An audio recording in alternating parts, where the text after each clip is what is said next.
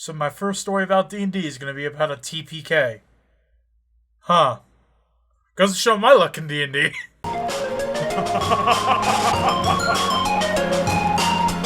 So this is a story from my latest D&D session at the time of writing this, and this is how a group of 9 9th level players died in one battle against a god. I'm not joking. Now, here are the main players. I was playing as Corrin, a level 8 rogue and a level 1 mystic from the Unearthed Icona who is also a blue dragonborn. I honestly have no idea what a majority of the classes are for my other party members, so I'm sorry about that, but here's who they are. We have Mado, a human whose story we're currently in. This is his part of the story arc. There is Sen, a fire ganassi with an attitude, but he's capable. Ash, another fire ganassi, who was a blood hunter, and who Corrin actually got along with. Mia was a cleric who didn't normally heal. We had War, who was a warlock, who was kind of an asshole. Yob, a homebrew class by our DM called an Ancestral Blade Master. Mara, who was an antisocial bard, Asamar, and this red tiefling guy named Red, who just joined the party as a wildfire druid. Now, we were traveling across an island to find some flowers to help cure a disease that Mara's husband had. A storm came down as soon as we started walking. As it went, we learned that our magic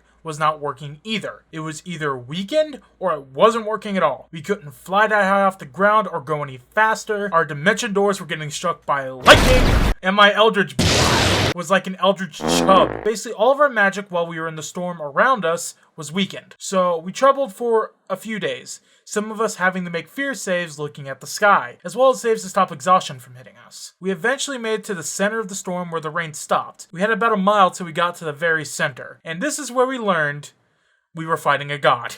Motto told us we were fighting this thing. We entered the valley where the towering figure stood. After a pep talk where Motto gave some of his backstory and how he was connected to this man, out of character, it was actually a really good speech.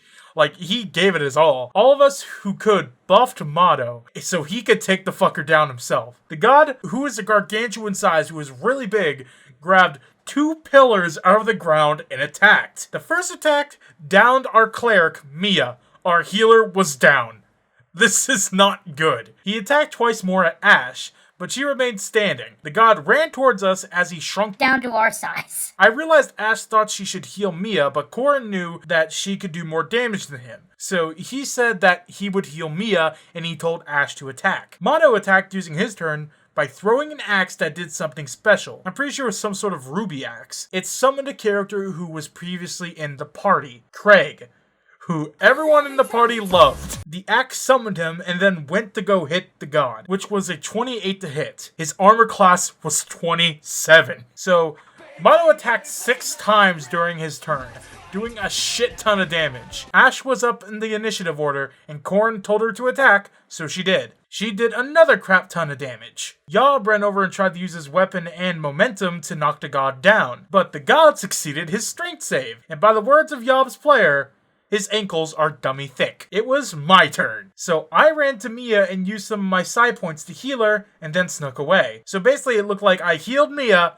I was like, hey, get up. And then I disappeared. Then it was Sen's turn, where he summoned 4 clones of himself and ran through the god 4 times to do some damage. Sen did 1 damage. 1 damage. Red decided to try to run, but he also casted a fireball at a taller height so it only hit the god. So the god got majorly damaged again. The god fell to 1 knee, his skin cracking with a piece falling off, with a gray color behind it that was sickening to look at. Here comes round 2 of the boss fight. He explodes into an eldritch horror.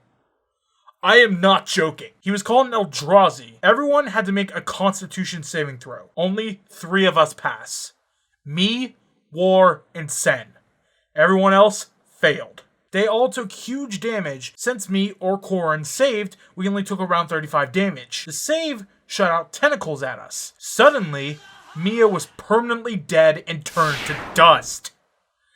Then Ash, then Yob, then Mara, then Craig, what you say? Then Red. Motto tried to fight the tentacle that came at him, but the one that impaled Mia came up from the ground and impaled him, turning him to dust. Suddenly, only me, War, and Sam were the only ones still standing against an eldritch god. The confident leader of the party, the warlock who was an asshole, and the rogue who was called Corrin the Not-So-Rogue. Now, I'm going to explain this. I had no idea what this creature was until I was talking with some of my friends, and my friend Caden, who plays D&D, wanted to know what this creature was. I explained what had happened to him, and he showed me this stat block. He said our DM fucked us. Like, royally fucked us. Now, I have gone through the stat block, and it is tough. The DM made it so when he dropped to a certain amount of health, he would transform into this creature, then using one of its legendary actions during its transformation. The creature's stat block is named Emrakul, the Aeon's Torn. Now, this creature had 163 health left at the time of transforming, so it wasn't that bad. Then you look at the challenge rating. CR30. CR30! 8 or 9 9th level characters versus a CR30 creature. To put that in perspective, a Tarask, one of the biggest bads in D&D, is also a CR30. And this creature that we're fighting has higher base stats. Now, the transformation from the Storm God to the Eldritch Horror, he used his Annihilator ability, which cost all of its legendary actions. It says, target creature with less than 100 HP must immediately make a DC 15 Constitution saving throw, or instantly be reduced to 0 hit points. And because of its Bear the Flesh ability, once a person falls to 0 HP, they turn to dust or instantly die and can't be revived. And also, our DC for the throw was different. The DC was 24. The DM rolled to see who it would attack. Sen. Twice. The Eldrazi attacked Sen. Sen had a special ability because he was a planeswalker. So if he died, he can go to a special plane, and instead of dying, the DM rolls a D100. If he gets over 51, he will fall into the special plane and survive. If he fails, he dies permanently like the rest of us. The DM rolled, and he got a 52. Everyone at the table was freaking the fuck out. So he managed to save himself. The DM rolls again to see who will attack. War. War attempts to save himself by using a spell that drains Khorne's HP and gives it to him. But Khorne passed his charisma saving throw, so the god killed War with a single hit, turning him to dust. He then attacked Khorne, and the attack hits him. Khorne survives on 1 hit point.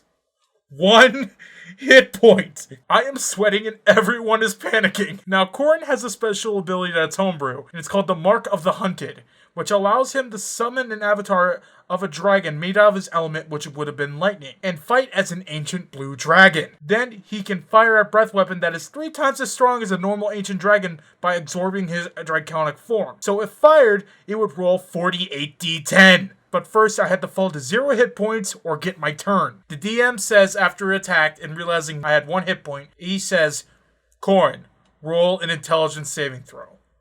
I roll 19.